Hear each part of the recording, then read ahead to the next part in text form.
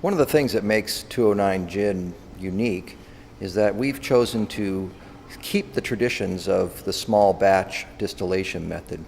And what we do is what we call single shot distillation, where one measure of alcohol and one measure of water and one measure of botanicals makes a batch of gin.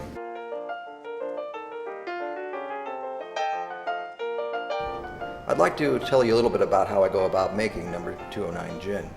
A lot of folks don't realize that all gins basically start with vodka or a neutral spirit. And in my tanks here I have several thousand gallons of neutral spirit. It's essentially a corn vodka, if you will. And this is a vodka that is 4 times distilled. It's one of my raw materials that I purchased from the Midwest. When it comes time to make the actual gin, I start the day before. I'll take about 500 gallons of this very pure corn vodka, and it is at this point at 190 proof. I will pump this into our large 1,000 gallon copper pot still. And to do that, I go through this wonderful transfer panel over here. Each one of these valves corresponds to a different destination in the distillery. And by manipulating these pipes and clamps, I'm able to transfer any liquid from one destination to another destination through this panel. So after I have put in the 500 or so gallons of pure vodka, I then follow that with about the same amount of water. And the water we have here in San Francisco, of course, is very, very good. It comes from Yosemite National Park out of the Hetch Hetchy Reservoir. So I have to do very little to it when it actually comes into the facility.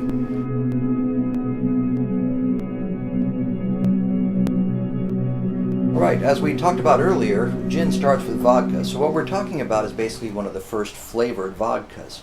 And what you have to have in gin to make it gin are some juniper berries.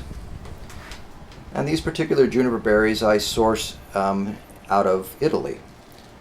And in fact, everything you see in the sacks scattered around the botanical room here are sourced from a gentleman over in the UK whose family has been in the spice business for about 130 years. Cardamom is a fabulous spice. It originated in the hills of India, but the majority of it is now coming out of Guatemala. Cardamom is in the ginger family and is used in a lot of curries, chai teas, and various other types of exotic concoctions. One of the things that I've discovered is that not all the cardamom pods are as good as other ones, so I pick through and sort out the ones that I feel are substandard and try to keep the best for the gin.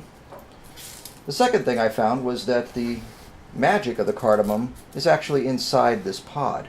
These little seeds reside. So I want to get these seeds out, and the easiest way to do that is with my grist mill here. So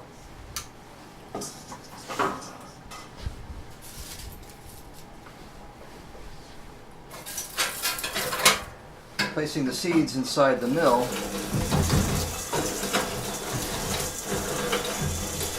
and using my very high-tech pizza screen,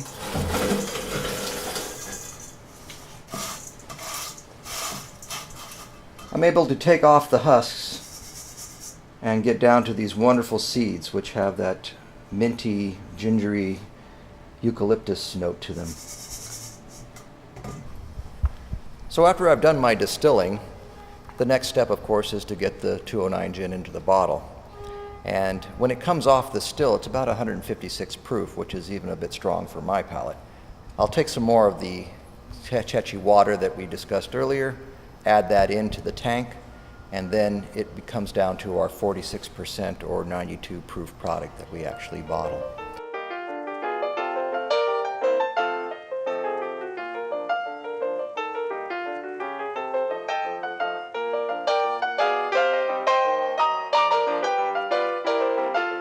Behind me is a picture of the original distillery number 209, which is up in St. Helena, California.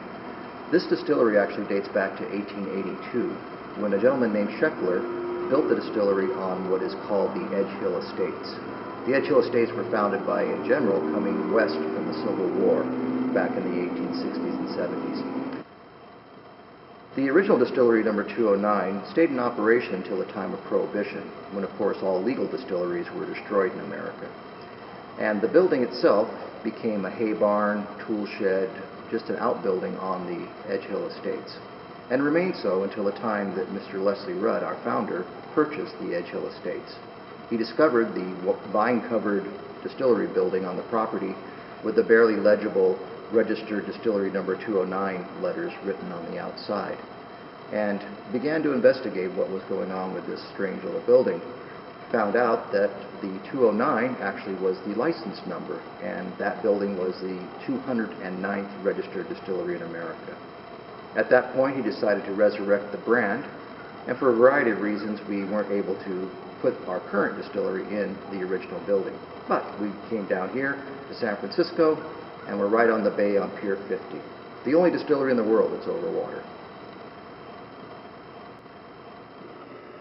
Hello, and welcome to Distillery 209. My name is Arnie Hillesland, and I'm the distiller here, the creator of the 209 gin recipe. So this boils about 173. Today I'd like to talk to you about distilling and how I make the distillery number 209 gin.